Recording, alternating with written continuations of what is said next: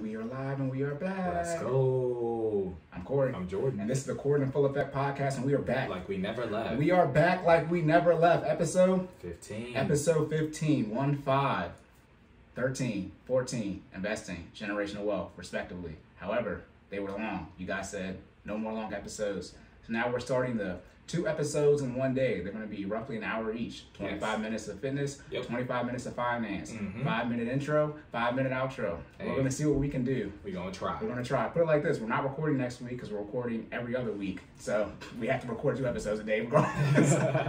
Okay, errors and cleanups. Hold on. For those who have not watched our podcast before, we talk about health and wealth, or fitness and finances, right, everything in between. Okay, everything in between. Let's go. Go into that error cleanup. Yep. Remember to save more and say less, and keep making better your best. That's what we're gonna help y'all do. Okay.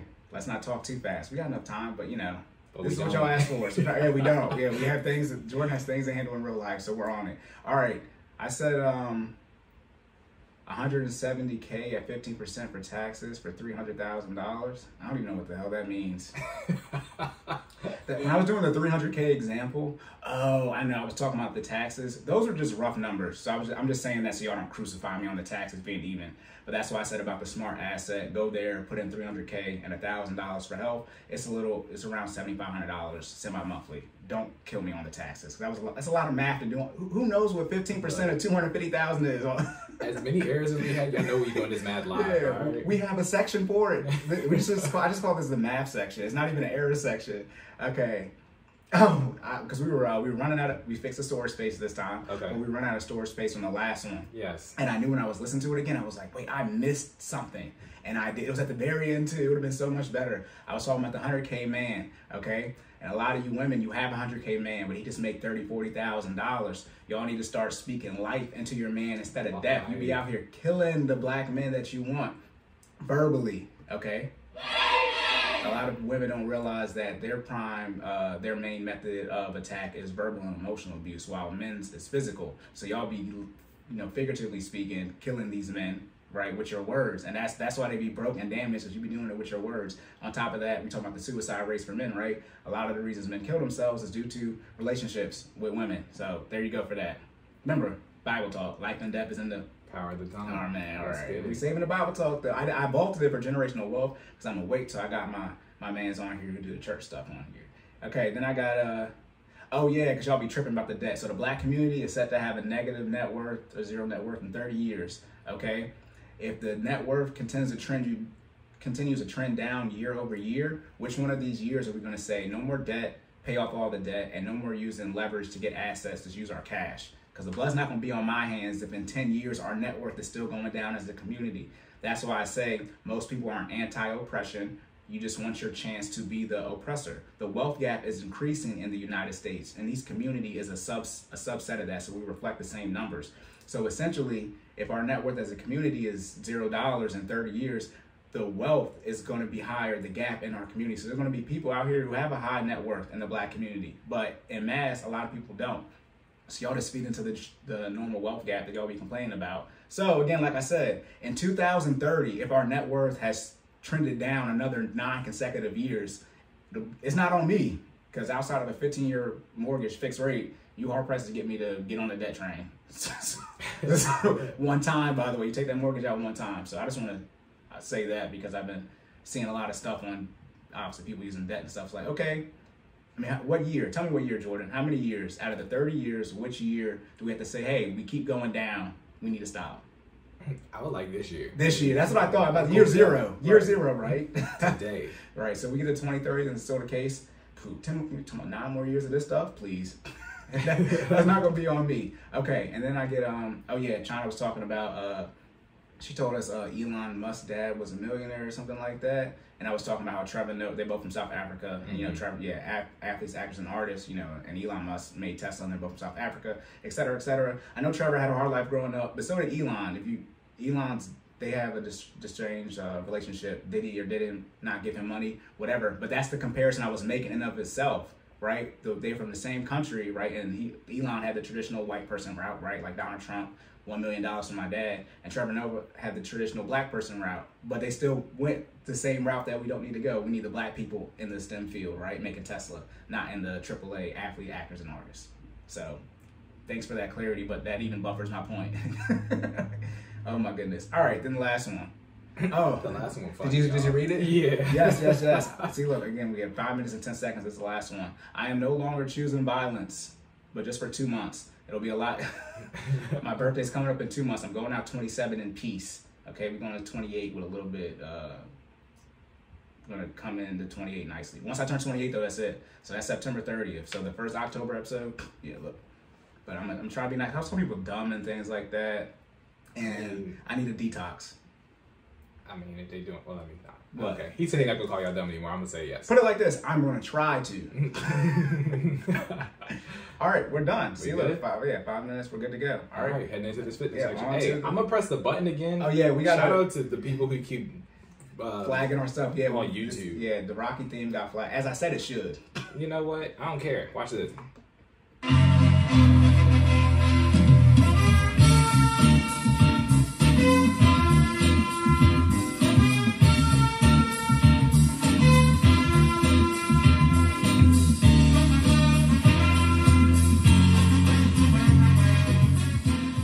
Yes, that might be the last time you hear it. It might the be. Crazy thing is, it got flagged on an episode, the special edition one. So we haven't even released it yet.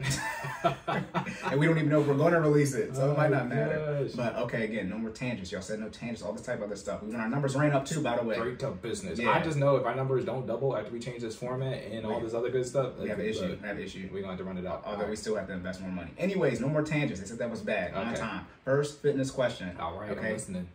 What is the difference between losing weight and losing fat? And then the second part to that is, which one should you prioritize? This is a really good question. It really is. Losing weight versus losing fat? Yeah, man. Okay, let's see that personal trainer. Right. All right, let me see if I can turn it on. All right. So, for those who didn't know, there is a difference between losing weight and losing fat. So, all right, what's the difference, Jordan? Got you. All right. So, losing weight is the collective loss of pounds from the composite of fat loss, water weight, and muscle, right? So when you lose weight, it's collective, right? It's not just a measurement of specifically correlating to fat loss. It is the collective amount of pounds lost in the body throughout your fitness journey, right? So losing weight can be a good thing, but it's not necessarily a good thing. I think that's okay. Yeah, that's the thing that most people are missing in their fitness journey. So that's one side, right? Losing fat is the preference. Okay, when you're between the two. Yes, between the two. Okay. Right? So if you have to pick between losing weight and losing fat, you would like to lose fat. So boom, got that answer. Make sure you run that back, okay? So if you would like to choose between the two, losing fat is the preference. Losing fat is specifically the measurement of how much fat is lost on your weight loss journey, not including the water weight or the muscle loss, right? So specifically losing fat. In terms of how you differentiate between the two, right? Most people, when they're on their fitness journey, unfortunately, they choose to use the scale and only the scale to measure their progress on their fitness journey, right? Can be a good thing if the scale reflects the numbers positively for you, you know what I mean, in your favor, right? A lot of that has to do with your mental makeup. You know, we always bring everything full circle. If you're mentally not able to handle what numbers that pop up on the scale, then you should not rely on the scale as your sole source of whether you are improving or not on your fitness journey. Okay, most scales measure purely weight loss, not fat loss. That being said, there are scales that are a little bit higher end that do kind of project what your fat loss is in addition to your weight loss. Now, the accuracy of said scales that are on the higher end, again, I always got to go into, bring it full circle. They do kind of, I don't necessarily agree with them. He's saying don't get them. Don't get those, man. The algorithm, you know what I mean? The math that they're doing to figure that out, you gotta run me the numbers, because I don't get how just by standing on a scale you're telling me my fat loss, and I'm gonna tell you why. Because when we get into the other methods of how you accurately review whether you're actually losing fat or not, none of that is done when you're standing on the scale. You see what I'm saying? Right. So from that point of view, it's like, is it really accurate or is it not? Or is it just only what you want to hear? So that being said, going into how to lose fat versus how to lose weight, right? So when we're losing weight, a lot of times people in their fitness journey, they're trying to figure out what they can do. And of course you want to create a caloric deficit. Okay, so hey, he's listening, man. Put it like this. I was questioning you the last 4 hours. So good. I'm just, I mean, look, you already won for what? Is it 1 for 1? All right, anyway. It's today. Okay, you're right. So yeah, you do want to create a caloric deficit. If your goal for your fitness journey is to lose weight, you want to create a caloric deficit, but also eat more protein if your journey is to gain muscle, right? It is possible to gain muscle while simultaneously losing fat. We'll put that a pin in that and come back to that later, okay? Bring me back full circle. Right, you're saying losing weight, you want to eat more protein. Yes, okay. So losing weight, you're trying to find what exercises work for you for losing weight versus what exercises work for you for losing fat, right? People who lose weight tend to create, remember we're always talking about making those sustainable, healthy lifestyle habits. People who lose weight usually do some form of exercise that is not sustainable. Usually it's a person that's doing large amounts of cardio, frequently with poor dieting, and they do this because they want to see the numbers on the scale change. Ultimately, people are driven by the scale. Again, comes down to your mental makeup and being as knowledgeable as possible. But people who are driven by numbers, they want to see ultimately they want to see those numbers change. So what they do is they run a lot to create a caloric deficit, and then they also starve themselves or have a poor diet to create a huge or the most durable caloric deficit possible on a daily basis, ultimately to make weight loss occur. So why that's bad? When weight loss is occurring, you're not only losing fat, but you're also losing water weight and you're losing muscle. Losing muscle is bad, guys, okay? You want to lose as much fat as possible while retaining muscle. And I'll tell you why. Muscles help you do help you do everything. They're already your muscles. That's what they're called. Exactly. I mean, for those who don't know what muscles are, muscles help you do, anything functional, right? Any type of functional movement, you have to use a muscle to execute, right? So the less muscle you have, the harder it is for you to just do day-to-day stuff, such as walking, lifting, going upstairs, any type of basic body movement that you need to execute on a daily basis, you need muscle to do that. So having less of that, of course, is bad. Having more muscle also allows you to have a higher resting caloric burn. So again, doing these functional day-to-day non-exercise actions, you burn more muscle you burn more calories if you have more muscle while executing these things. So a person who is more muscular walking up the stairs will burn more calories than a person who has less muscle walking up the stairs. You see what I'm saying? So again, sustainable, healthy lifestyle habits, having more muscle is actually more positive for your long-term, the longevity of you being able to maintain that lifestyle because you're actually burning more calories while doing basic day-to-day stuff. So non-workout related activity. That being said, going to the other side, the people who want to lose fat, you want to create longevity in your workouts, longevity in your exercises, something that is sustainable, something that you can do every day that specifically targets losing fat as a whole, not just losing weight, right? So that goes back to, shout out to the Fit Fam, creating a, hi. Yes, Cory and my others. Shout out to the Fit Fam, y'all met you may or may not meet some of them, depending on whether we air this special edition episode or not. I think we're going to get a yes. Okay, if we get a yes, I'm hoping so too. Fingers crossed. Hey, there's some fire on there. Yeah, it is. We'll be going in. I kind of wanted to get you. But trying to stay focused. Y'all said y'all don't like the tangents. Yeah, Fit Fam. Shout out to the Fit Fam. So we work out in person with each other at least 2 times a week. For an hour, consisting of HIIT workout, which is a combination of strength training as well as cardio in the same 45 to 50 minute format. In addition to that, there's usually a cardio challenge in effect. This month we got 40 miles, so we got to get this mileage in starting today. Yeah, and you want to go just say what HIIT is real quick, the acronym. Yes, I'm sorry, high intensity interval training. Yeah. We haven't done fitness stuff in a long time. So gotcha. No, that's dusting it off. Yeah, so high intensity interval training, guys. So you're, again, a combination of strength and cardio, usually involving at least body weight, if not an additional resistance. You do that exercise for a specified active period with a minimized rest period, okay? And usually repeat that for a minimum of 4 to 6 exercises for anywhere from 3 to 5 rounds. So that is what HIIT is. So we execute that at least 2 times a week with a combination of some sort of cardio goal that we're trying to hit on a 30-day basis. And then we may or may not even have some additional challenge exercises that we can execute on our off days. Off days being the days that we don't see each other in person. So that being said, we work out a minimum of 150 minutes a week, which if you break that over a 5-day period, because, you know, again, we're assuming that you want at least 2 days off, break that over a 5-day period, that is 30 minutes a day, okay? So you need 30 minutes a day of at least cardio or strength training or some combination of both, right? You're looking at me crazy. Is my math right? No, yeah, it's, okay. Well, you were taking it and then moving it, taking it. So yes, but it's right. Okay. Yeah. I'm just looking sure. There's no board here. There's no board here. But yeah, my man hit me with the zoom in last time. My math is wrong. I got to make sure I get it right this time. Okay. I'm working on. That was on my phone too. I'm like, wait, let me. This is the perfect time to do this. Yeah, 150 over 5 days, 30 minutes a day. Gotcha. I was just thinking we do an hour, 2 hours, right? It's 120 minutes. So we only got to fill in 30 minutes. Exactly. But obviously, you want to work out though more than just like one more day. And the thing is, the 150 is the minimum. Right, so the floor. Yeah, so, you know, again, for the Fit Fam, I always try to push you guys, the floor is 150, so we're going to excel way beyond that, right? But your mileage alone, you're going to hit 150. Yeah, you know what I mean? Don't you want to do at least 30 minutes of cardio a day, though, right? You said what? 30 minutes of cardio a day? Cardio or strength training. A day. So, yeah, it's 30 minutes of activity. Okay, activity. Okay. Activity being usually some cardio, strength training combination of both, right? So, yeah. And that'll lead us in. I'll talk more about that in our next question. Yeah. If we get to it. If we get to it. Yeah. If we get to it. Now you gotta say what you gotta say, but I said I got you on your time. You got me on my time. Thank you. So to get to that second part of the question, which one should you prioritize? If you missed it the first time, you should definitely prioritize fat loss.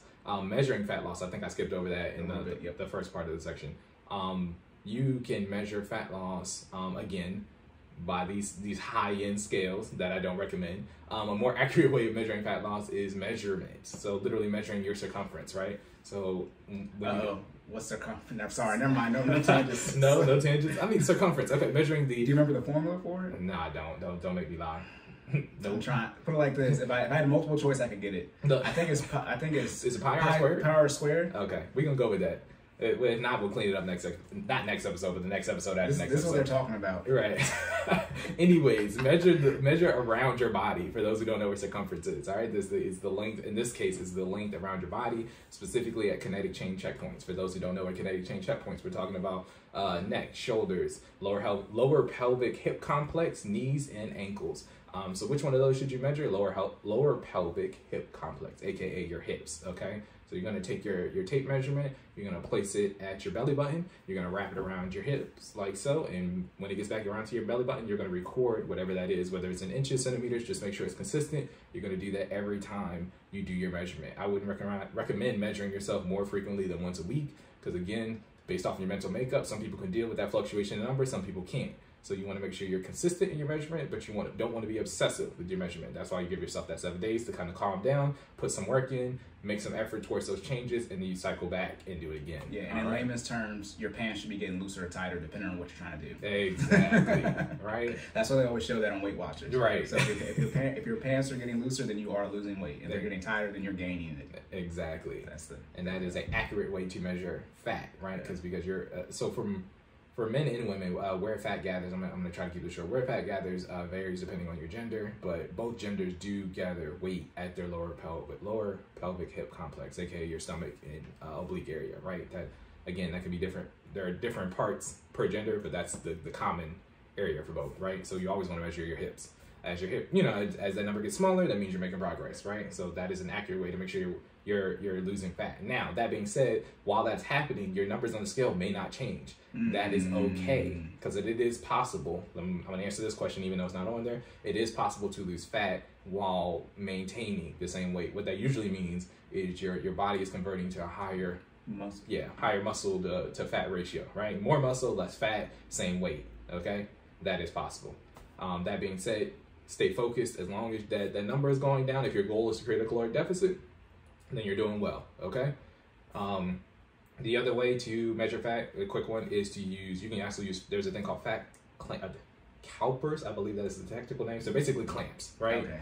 And again, you would pick a point at your, one of the kinetic chain points, and the easiest one is your hips, and you basically would just pinch at the same spot every time and take that measurement, and it tells you how much, basically the amount of fat in that specific area. And as long as you measure at the same area consistently, then as long as that number is going down, right? It does the same thing as if you were measuring circumference. The circumference one is a little bit easier to do. Most people don't have clamps on standby to kind of pinch their hips, so don't do that. You can, but I wouldn't recommend it. If you do it, go see an NASM CPT like myself or someone else to do it for you, right? Always gonna plug that in there. All right, hey, give Jordan and his wife money. Thank you. You're Appreciate it. Also, real quick, disclaimer, this is all for entertainment purposes only. Okay, we're good to go. Our lawyer told us we will have to make something. Shout out to you. So let me make sure I said that. Disclaimer, this is not real. This is all fake. Right. Do what you wish with it. You want the real stuff, give us money and I'll give it to you on, be online or in person. Sign a contract. Exactly. Okay. But that wraps that up. All right. Did I miss anything? No. So I was going to say, because we're at your time. Yeah. Did you want to do this one right here? Because that sort of, doesn't that sort of relate to it? No, that's a lot. That's a lot. Okay, are you good to go with that one then in 10 minutes? Benefits of active recovery? Yeah. Okay. Real quick. All right, question number, who cares? Exactly. We're going to record another episode after this. So the last question.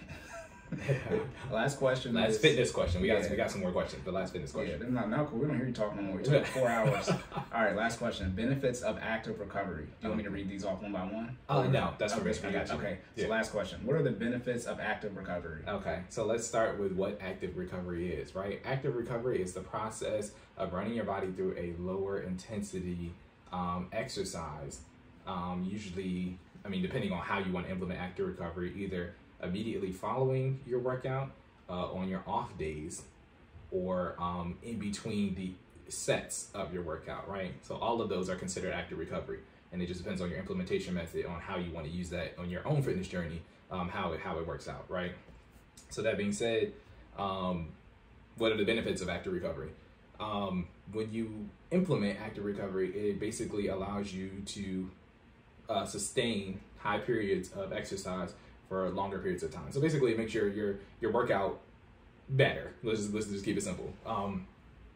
From a science standpoint, active recovery should be about 30 to 60% your heart rate range in terms of levels of intensity based off of what you do on a normal exercise routine. So again, always going to plug in the FitFam. When we're doing our HIIT workouts, we have done several HIIT workouts where we implement active recovery in between on our rest periods, right? So for most of our weeks now, because we're kind of picking it up, we're at least in the intermediate range for our HIIT workouts. We are now doing 40 seconds active, 20 seconds rest.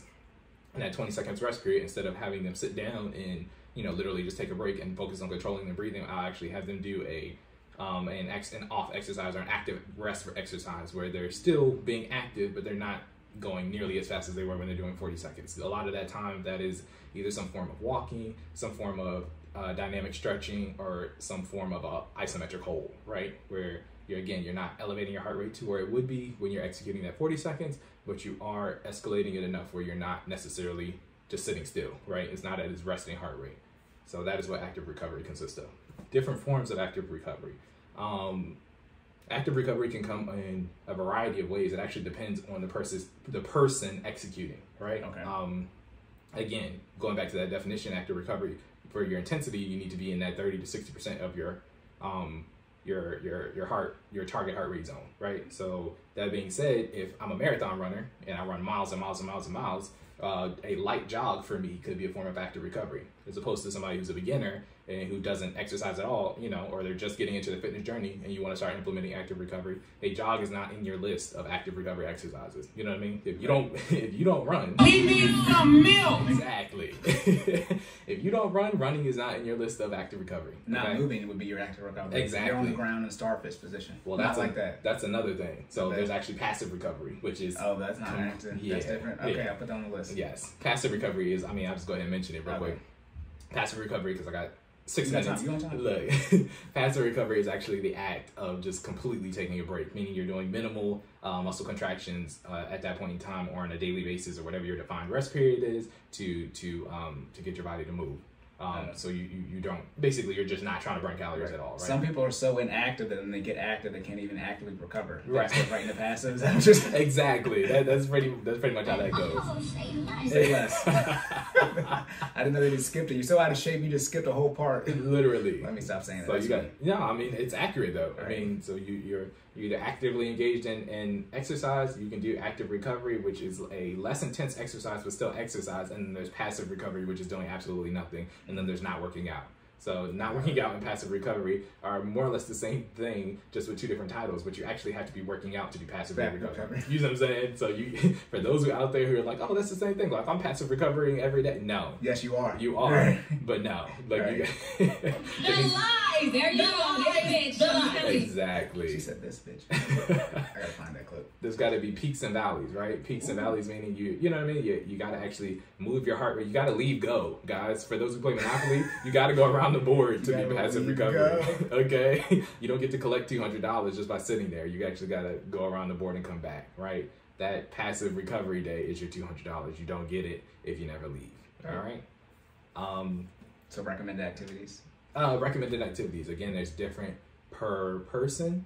But some of the ones that we engage in, again, we implement active recovery in the middle of our workouts, literally in those rest rounds. I know I don't really, actually no, we do implement them sometimes in our challenges. So some of our active recovery days consist of yoga.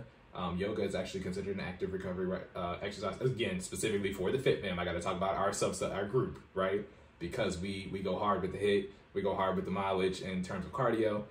So yoga for us is a lesser activity in terms of target heart rate zone. Yeah. Yoga's not weak. Go ahead, don't be dumb. It's not though. Let's be clear. If you don't do anything, even if you do anything, if you don't do a lot of flexibility, stabilization, endurance, shout out to that OPT model. That's level 1. If you do not do any type of stretching and you go out here and try to do some yoga, let me know how that works out for you. Right. I love it. Corey will tell you it'll break you off quick. It does. Okay. But yeah. So yoga is one of the ways.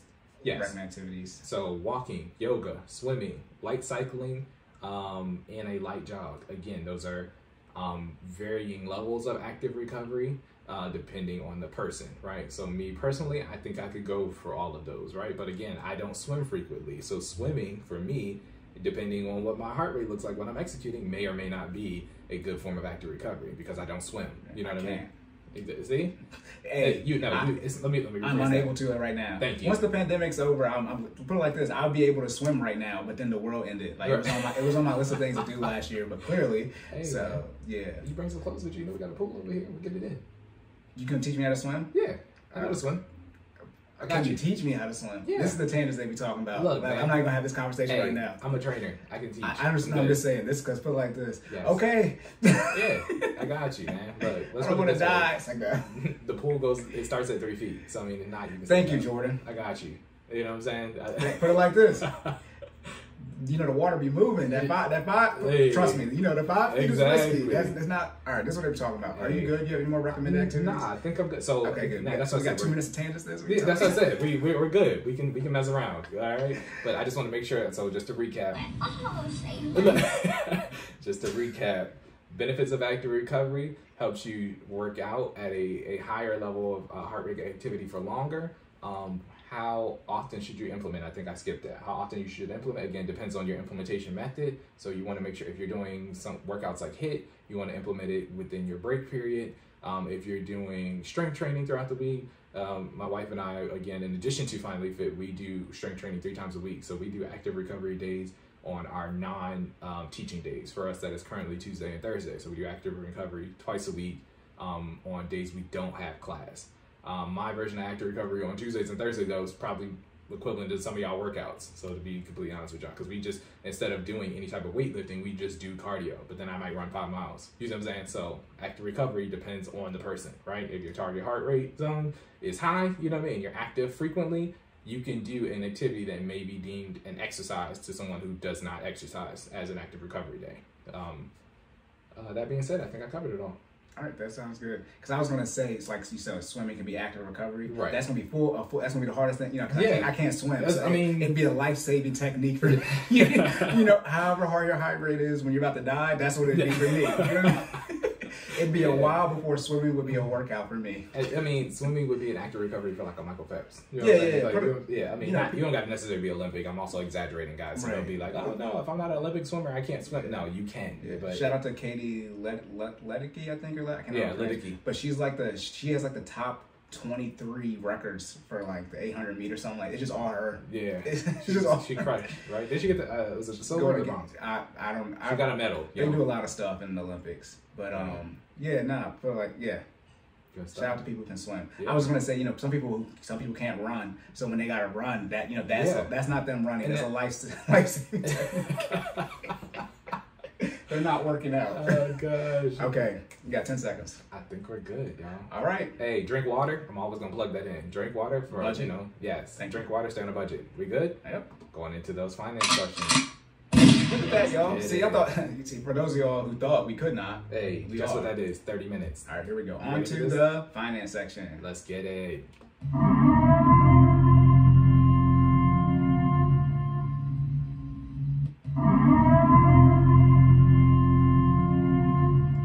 I was gonna say real quick. I said I wasn't gonna do violence, and then I still got the purge from my intro. By default, I mean, my that's goodness. violence. Okay. So I'm gonna go into this. You want me can I go through the whole thing? Yeah, you give read a lot of it. background. Okay.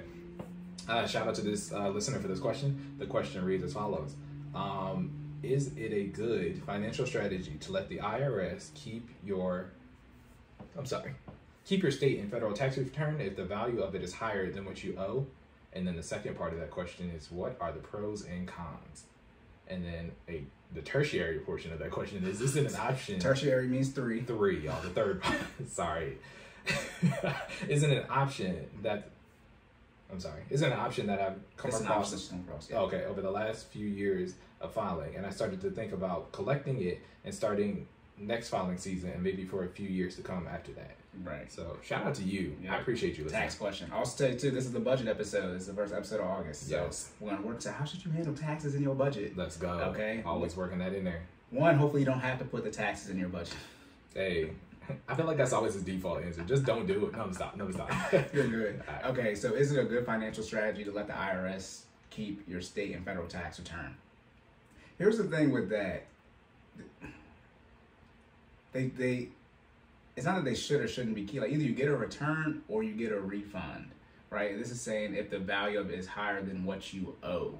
So I think let me explain how taxes work. Maybe so I can and then put this question on it. Say you owe $5 for the whole year, right? Say you owe $1,000 a month in taxes, right? So that's $12,000, and you give them $10,000. So you would owe $2,000 in taxes.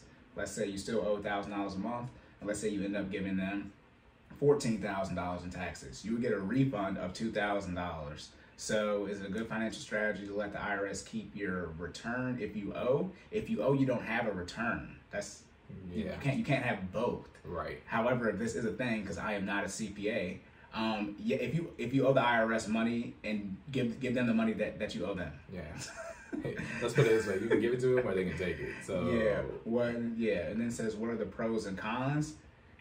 The con. The con is that you owe them money. Okay, it might be what are the pros and cons of like keeping it versus not. Okay. So let's just say what are the pros of keeping your return and you owe? There are none. There's not. If you owe the IRS, that is the ultimate con. Remember, out of everybody you can owe on this earth, they are the last set of people. They pull up on you like, FBI, open up! I don't care what anyone has to say. I mean, maybe another federal government, but like if you owe our IRS money, you can't come say you're not American citizen, you can't come back to the the Fed's gonna be waiting for you when you get off that flight. So never make a decision to owe the IRS. The only time you would owe the IRS is if it was literally in a medical life-saving situation. But usually in that case, you just take out the medical debt. Rarely have I heard of the reason people have medical debt is because they don't have the money. But literally, I wouldn't even do IRS debt to save your house. We'll get you another house. Real talk, we'll get you another house. But if it comes to trying to replace a human, not a dog, it comes to replace a human. Yeah, obviously, that's the worst case scenario for anybody. But other than that, I would never recommend owing the IRS. That is the penalties are too high. They have too much power. I mean, we've said this before, but they can freeze your bank account. Always remember the Teenage Mutant Ninja Turtles of the United States Financial Department, which I'm making up, but it's not these places that I call them that. It's the Treasury, it's the Federal Reserve, it's the IRS, and the SEC. You don't want problems with any of those, and I call them the Teenage Mutant Ninja Turtles because it's in that order: Leonardo, Donatello, Raphael, and then Michelangelo. For those of you who know, Raphael in this case is the IRS. Raphael don't play. He looked Leonardo in the face, said, "I'll kill you. I don't care if you're older brother." He's the angry one, y'all. Yeah, that's the one with the red. For those who watch, the red, red, yeah. And the IRS, they don't play. And always remember, the IRS is actually a subpart of the Treasury. That's why when it came to these stimulus checks, they just look to see at your tax returns, which the IRS mainly does. And then when you actually got the check deposited into your account, it was from the Treasury, right? So the IRS is a subpart of the Treasury. But they be out here gangbanging like they in charge. Like you would think the most powerful entity would be the IRS, but it's not. It's not even above itself. It's like the parent companies, right? They're Jordan, and the Treasury is Nike. And that's a great example because people think, Jordan crazy. It's a whole thing above him. Look, so y'all know how Cory says he wake up and choose violence, even though he said he's taking a break. IRS is literally the three-letter personification of violence. Okay, they can do everything. The IRS is an acronym, and people call them IRS. Like literally, you don't want to owe IRS. Okay. Yeah. So, but I mean, if this was a thing, because this just sounds like I have to sit down and see. If you're saying you owe $2,000, but they're saying they're going to refund you, money, that means you probably owe from a previous year. Yeah. Remember this, refund and owing is within the same tax year. Again, though, if you owe taxes, I would get your refund and give it back to them because you owe you owe them that money. Because correct me if I'm wrong, that's literally contradictory, right? You can't, like you said, you can't owe and get a return in the same tax year, at least for the same tax year. Yeah, right? that's what I'm saying. Okay. You can't do. You either owe or you in the same tax year. Right. You either get money back or you give them money or it's zero. If you use TurboTax, the number is either green or black. Yeah, it's either green or black. Yeah, both. You can't do both. But I'm not a CPA, and I've never encountered this. This is the first time I've heard this type of question asked this way. But in the same tax year, to my knowledge, as the person filing the tax, not that you file your personal tax and the business taxes. Just the one, filing the one tax return, you either owe, don't owe, or delta zero as far as no refund. I'm not aware you can do that, but and it says optional across the last few years, and so then collecting the return and start collecting it starting next filing season, and maybe for a few years after that. Yeah, this is why you need to work with a tax professional. Yeah. If you owe the IRS money, because it's the budgeting episode, you need to stop paying for everything that is not necessities or debt. And this is debt. That's when you break down to just the house. Yeah, right? Just the financial house. If you owe the IRS money, in all honesty, you cannot do anything but work and pay for necessities and debt. You have to give them that money back ASAP. Especially if you're on some type of repayment plan, you think the student loan repayment plan is bad. The IRS. They be out here like. They be like this. I owe the IRS 2020, my 2019 filing year, but 2020. So I forgot to put in my interest income for my savings account. For those of y'all who be wanting that high yield savings account, here's an alert. Yes. So the threshold is like $15, I think, or $10, something like that. And I had like literally $15 and like 30 cents. And I forgot to put it on there. So I filed my taxes, then they send me a notice in the mail saying, you forgot to put this on here. Y'all, they charged me $43.46. Yes, I remember, because I wrote a check for it. I remember him telling me about it. They charged me 3 times in the fee. And mind you, they had charged interest on, because I technically owed it from the previous year, and they sent me this in like July. But it's like, usually you don't, when you get a loan, the interest isn't charged right away if you pay it off on the same day. How I already got interest charged? I just found out, I got the money. I got the money. So I'm like, it's not fair. So that's 300% of what he made. Yeah. So and by the way, it's saving. That's barely $1 a month. It's just in my savings. What I mean? It's not like I didn't even use that money. Like I could give them that money back. So from a budgeting standpoint, if you owe the IRS, I highly recommend. This would be the one thing I give on the budget sometimes. I do not know if you owe taxes. I don't know how you think you can go do something else, even if you're on a payment plan, unless you're doing something obviously to increase your income to pay it back. But if you end up messing up that and not paying off those taxes back, they will garnish your wages. They will put a freeze on your bank account. How does the IRS do that? Because remember, they're underneath the Treasury, right? So that's the Federal Reserve. The Federal Reserve gives the money to the banks. Your bank don't got no money. It's at the Fed. I mean, never mind. We already did the banking episode. Hey, I get hyped for a lot of things throughout the year. I call Cory frequently. Ask Cory how many times I call him around tax season. You get in the house at the same time, too. Look, I think I was ringing him. I'm talking about multiple times a day. Like, He don't send me an actual receipt, but if it was, yeah, I'm assuming it would look like them CVS joints where it's like, you know what I mean? It looked like a banner for a finish line. Taxes aren't that complicated. At the end of the day, if you don't want to pay a lot of taxes, you have to lower your taxable income. Not your income, but your taxable income. But as I said, y'all hate that the 1% do that. So don't be a hypocrite. Pay your taxes. Don't use the things to your advantage. But I mean, if you owe or get a refund, a one paycheck, for a month, so whatever you make a month net, that's when you have an issue with your taxes. I know a lot of you might, as Jordan's wife case, they didn't owe that. They owed a lot because they don't want to pay it, but it's relative to your income. I just feel upset because I don't like owing people money, but I mean, when he broke down the math for me, it made a lot of sense. It's not that much. It was less than 1%. So. But yeah, to wrap this one up, if you owe the IRS and they're giving you a refund, do not keep it. Give it back to them. Yes. You probably have to take it and send it back. But if you owe the IRS money and they're somehow our government is giving you money, turn around and give that money right back to them, unless you cannot take care of your financial house. I would not go into debt to make sure you can pay your debt. Remember, debt isn't a need to pay it, but we can fix that stuff later. Because most time it's only a house and a car that they're going to take. Can't take your student loan. They can't take your degree. I wish they could, because y'all be paying anyways. Yeah.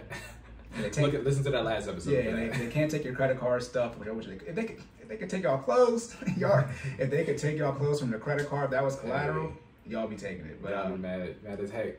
Somebody run down on you for your Gucci belt.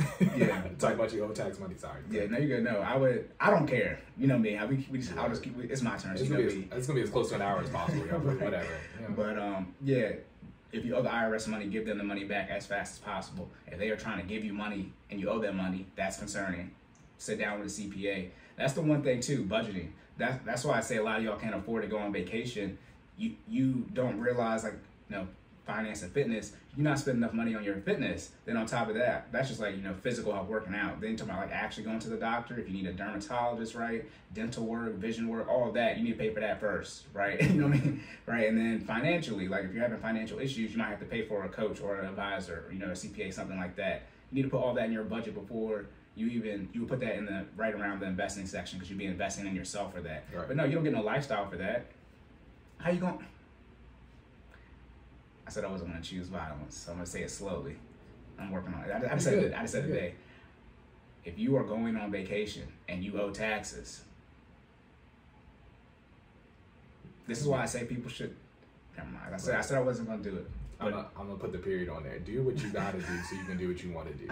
All right, that makes sense. I mean, for those who don't know, do what you have to do so you can do what you want to do. What you have to do is what Cory just explained. You gotta take care of you gotta do everything within the financial house. You have to take care of your wellness, your well-being, right? So you can live long enough to make that money to then invest and then have some discretionary income and then take the vacations that you need, right? But in that order, okay? Yeah, a lot of people's finances out of whack because they're not investing in their health and other things that they need to sustain. That's the issue. That's the issue. Compounded with the debt. Right. It's less than the compound interest going the wrong way. So don't do that. But are you? I'm good. Okay. We haven't released the special edition episode, right? So I don't want to say what I said. Yeah, but I did the same thing. I had to catch myself. Yeah, but yeah, we've been validated. Although this is as close as we can get in a group of friends, so it's not really validation. Right. But yeah, don't do that. Good stuff. All right, so we're here. Question number two. Okay, yes, that's making sure. All right, this is the next one. A great person asked this question. All right, so the rest of these questions are yours. All of them. All right, so what are the different ways to support your friends' businesses? That's the first question. Second part of that question is, how do you help them grow? And then in parentheses, it says financially, marketing, etc. Right. So of course I would like, Yeah. So different ways to support your friends' businesses. Obviously now hit that share button, hit that little paper airplane. Hey. Paper airplane on Instagram, and I think it just says share on Facebook. But yeah, it's free to share. If they have a YouTube channel, subscribe there. Like, comment, rate, review on all their stuff. That's just to help them with the algorithm, right? That's the free way you can do it. That takes less than 5 minutes. It takes no time to like stuff. When I was working, not a tangent. When I was working. It's sad that we had to say that, but all right. When I was working in DC the first time, there was this lady on the train, I swear to God, she could double tap like and scroll and stop it, so it was like as if, you know, how it originally loads. She could stop it that even. Yeah. She was double tapping like and scroll, double tap like. I was like, that's that. She probably got a whole bunch of student loan debt. it was a white lady though, but still, so a lot. It's nothing for you to like the stuff. A lot of people do that though. People will be. I had a video upload and there was no audio on it, and people comment, you know, act like you watched their stuff a little bit, because obviously you didn't listen to something that I uploaded with no sound. That's a video. So I know that like's kind of fake. So don't set yourself up from that standpoint. But yeah, you can like, share. I mean, if everyone's not a salesman, right? But you know, if you do like talking to people, you know, hey, you know, trying to get your finances right. I gotta, right? A friend, you trying to get your fitness right. I gotta, you know. Yeah. And I'm just saying, you know, I have friends who have a podcast, right? Shout out to our my. Okay. No, it was just a small interjection. So if that friend is doing what they're supposed to do to also help their own business grow, they should have the materials, the resources out there where you should just be able to refer a person to a specific point, and then their business is explained, their products are explained, their services are explained, what they offer and what they're about is explained. Yeah, right? It's assumed your friend is doing the work. I mean, obviously they don't have a full-blown business, but it's assumed they're doing the work on their end. Obviously, don't promote someone who you don't trust. Your recommendation is an extension of you, right? You recommended me to some trash. I'm like, you know what I'm saying? That's a bad referral. But obviously, you know, someone who needs some, put it like this. I mean, this that's why y'all talk about the finance stuff. Y'all be dumb. Oh, there we go. Y'all be making me upset. I met this person one time. I didn't even talk to them. I was talking to a set of people about finances. Then when I see them 3 weeks later, they looked me in the face and said, you know, after you said what you said and I talked to you, I went and got myself a financial advisor. Don't play with me out here, y'all. Don't play with me out here. Don't play with me. Because now is, you know, it's outside of a group of friends. So y'all, you know. Yeah. So, you know, if someone is putting in the work like that, then yeah, I mean, you know, I got someone who does financial coaching. You need to get your finances in order. They have a whole podcast and he talk a lot. Right? If you can ask them any finance and fitness questions, they will answer all of them on the podcast. Literally, they'll give you full depth on it. Yeah, for free. We out here giving out free game every Sunday, y'all. Yeah. So that's what you would do. Obviously, if there's a financial way to support them. Right. But again, however, budget episode. If it's not in your budget, don't do it. Gotcha. And then also that's on the friend though to understand that as well. I don't know what that's like because I'm the one who make people have money in their budget. Gotcha. So I can't give it. So I got an add-in question to that, right? Okay. So if you're supporting your friend's business, right, from a financial aspect, in addition to, you know, the other ways that you mentioned, should you be looking for a discount on the services or product, or should you support them to the full extent of said business? Back to the budget. Okay. If you don't got money to pay full price, obviously there's a coupon. Right. But no, you should. I don't believe in that. When people, you know, since you know the person, you know, sibling, you know, relative, close friend, and you try to get the family discount, I don't believe in that. I make sure I tell one of my mans who does photography, I make, you know, what's the full price? Don't give me, because you know I don't book. I do, but you know, I send him a text. You know, it's my man. I send him a text. Right. You know what I mean? I got but, you know, that's how close we are. I can book via text, or you know, whenever I see him. But you know, I say, you know, charge me full price on this. That's how I am as a person. You can, I mean, but people don't understand how much money it takes to get things moving financially, and especially, you know, me. I know how people are doing financially. They usually need all that money you're giving them on top of the work. As you know, two people, right? We got negative. I don't know. We probably negative $600, $700 on this. So yeah. I mean, so for those who, I mean, yeah. I mean, I encourage whoever's asking for constantly asking for the discounts. I mean, start something of your own, and then see why people are like. When y'all said y'all want the time to be lower, it's like, well, we have to do we have to do an extra intro and outro now. That's a total of 10 minutes. So in 6 episodes, that's an hour worth of content that we had to use to that's not no good information. I mean, it's just an intro and outro. So, and you know, but we want y'all to be consumable, but we want you to be consuming friendly. Yeah, right? y'all taking L on that. I mean, the information's in my head. Like, no, it's still in my head. Yeah. But yeah, financially, you need to be paying full price, and I think that was also on your. That's why I said the tabooness around finances. Right. It's on your friend to understand if you can't pay full price, and obviously the compensation would be, you know, doing what you can to support them via social media, right? Liking on their stuff. Don't comment if you can comment respectfully. I don't comment because I don't have nothing good from a business standpoint to say. It's gonna be, I'd be wild in there. But yeah, you would if you can't afford something, that's okay. And as a business person, they should not be shaming you that you can't afford their prices. And then obviously it's on you to also not ask. You can ask for a discount. You can go in stores, is there an offer? That's well in your right to do as a consumer. Is there a discount for this? But you shouldn't be asking, is there like a family backdoor type of discount? No, I have no issue if someone asks me, is there a special offer? That's what you do, for businesses. So right. That's fine. Yeah, that's how you support them financially. You would pay full price. From a marketing standpoint, since everybody uses social media to market, that's the same thing as the first one. You would be sharing and liking their stuff. How do you help them grow? Also from marketing, word of mouth, as I already said, that's the best way. And also too, are you don't promote as many famous people. Pay attention to what you're actually putting out there, into the world. Because if you don't, to help your friend grow. It's hard though when you talk about getting support from people, because most people don't do it. You usually get the support from the people you least expect. And that's the crazy part about it. So I will say this, since we've started, multiple journeys now in terms of the podcast, or just in terms of we got a lot going on. Whether it's Sideline Adventures or it's FinallyFit or CNFE, you'll be surprised at the people who. And this is not a shot or a dig to anybody, but take it how you feel. You'd be surprised who actually is the one who's doing a lot of the supporting or doing a lot of the sharing and the liking. Because you can see it, right? And most of the time, it's not who you think it is, right? It's that person who's tuning into the information every day that's outside of your inner friend circle, or that's not the family member that's that's literally locked in. Right. That's what I was complaining about, the people saying they want the time reduced. I have the analytics and the stats. I don't know who it is. I don't know who it is, because they're not engaging with us. That's the one thing too. And people do this when they get drunk and they be confessing how they be watching my stuff and they support me and all this, bastards. Oh, there we go. Me. Well, I'm working on it. Anyways, so I just started today. No, put it like this: when I say Cory's not choosing violence. The lies. There you go.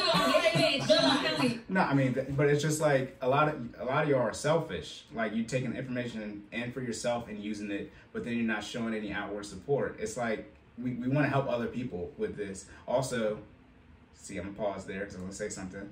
Also, for those of you who don't know, I self-correct myself, so that's what I do when I realize I'm being bad. That's called growth. Anyway, so that's the only way I know. But tell us how you really feel. Nah, we need to take that one off the soundboard. But it's just that if we could do this full time, we have more information to give you. Like, you're someone who's listening and using this, but you're not showing us any outward support. You're not liking, you're just giving me a view, which I can't see who it is. Exactly. Right? That's all you're doing. However, if you were to help share and promote our stuff, we would have more money coming in, more meaning above zero here in this case. Right. We'd have more money coming in, and we could provide you more content as well. You don't lose out on this podcast. You get it, and so does everyone else on the internet. So it would only benefit you to share our stuff if you are a ninja watcher. Yeah. Please don't watch from the shadows, man. I said this before, but use your @name. Say it with your chest. Like, I appreciate the people who aren't afraid to like or share or comment, and it's free. It literally costs you nothing but time, 10 seconds. Some of y'all like and share mindless content for free. Like, you know what I mean? Like, at least help your mans out. Right. We're here every Sunday for y'all. Respectfully, but not respectfully. Cory finances is straight. I didn't have to do this for anybody, even Jordan. They should be thankful. Real talk. I have the same degree as them. Like, Cory finances is tight. My fitness is good. Y'all, for those who've seen the journey, I'm down 60 pounds and living my best life, and I'm certified. So, yeah, that's the type of people, like, I didn't have to help them with their finances. I'm not one of those people like, can you guys do this with me? Nah, like, my stuff, I was going to do it regardless. Yeah. And I was just like, I'm doing this. Tag along if you want to. Cory was moving out, and his only advice was don't run faster than me, but we run it. Yeah, I say. Did I say the life is a track example for a think piece? I can't remember. But anyways, life is a race, but it's on a track, right? So in short, I'm not about to slow down to pick you up. However, it's on a track, so I'm gonna come back around. Right. You better be ready to for the pickup then. I'm not about to slow down or turn around, decrease my progress to help you. You're gonna have to wait till I lie back around. That's when I say see you in 40, and I see you when I'm 40. Look, the debt payoff stuff is about it. Like, I'm just gonna know because people are still in debt. But as the group know, we are moving away from this information in my head. It's transitioning now to what? Paid off. Yeah. I don't have any other answers. Literally. And then to keep it that same example, don't get more than a lap behind, because then you gotta hope that on that second lap that I remember what I did 2 laps ago, and the chances for you is not looking good. Yeah, put it like this. Wait till I move out. Yeah. Wait till I get a you know what I mean? Yeah, Cory's still single, so Cory's still live at home, like, you know, because Jordan be busy because he has a whole, you know, he's married and stuff like that. Now, like, wait till I actually have stuff to do. You better. I hope the debt is paid off. Because you have to do what I'm doing. Like, like, we do the workouts that y'all do. Like, you know, at some point in time, if you're behind, and you just get, you know, God made hell for a reason. That's not violence, by the way, because he didn't make it.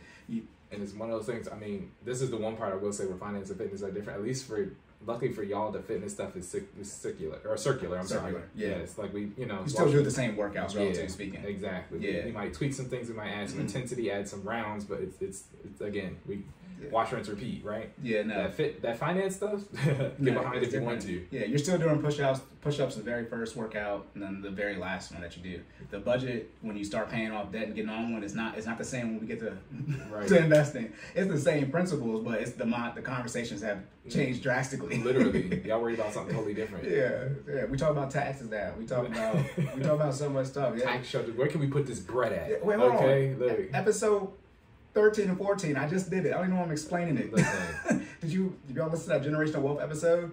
Bruh. You didn't, because our numbers ain't high. It's like, see, he turned his violence off, I turned mine on. Run our numbers up. I'm tired of y'all, man. Yeah, no, you gotta, you have to be very weary of not deciding to be consistent and disciplined and willing to make the sacrifices. Because the one, as I said, what we said, we're coming to y'all now, we're still building the stuff. We could do what most people did, but that's, you know, do the internet coming out. But we could have showed up at 40. All right, y'all, we're millionaires now. We've been working out for 10 years. Right. And we just, you lose that whole live journey.